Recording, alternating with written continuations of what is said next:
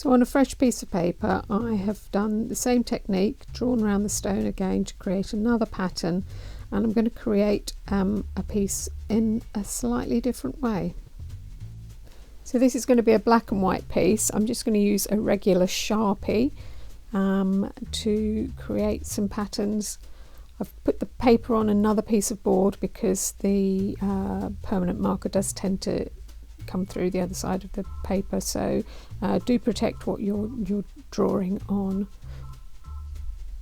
So I'm just going to use each of these different shapes, and I'm going to use lines and patterns and just fill in the shapes and see where it takes me.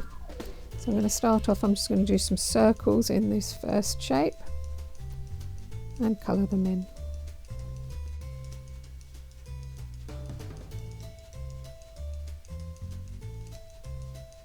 So that's the first one. For this one, I think I'm just going to do some straight lines.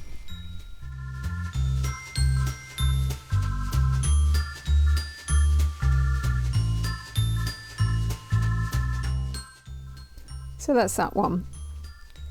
So for this next one, I think I'm going to go the opposite direction. So I'm going to start in the middle and work my lines out from there.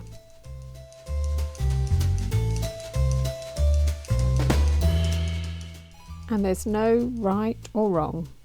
You just have to work out your pattern as you go along and see where the pen takes you.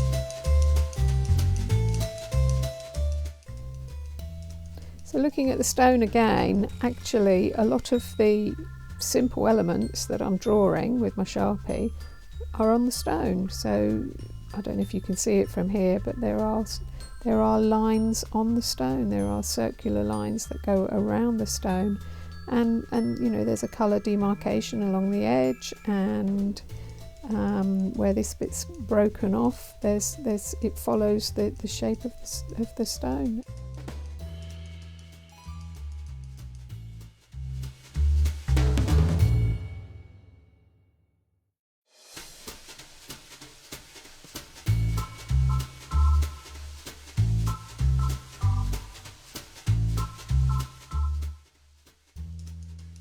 So there we are, there's my finished piece of work. You may like to have a go at just popping it into a mount or a frame and just see how that changes the image.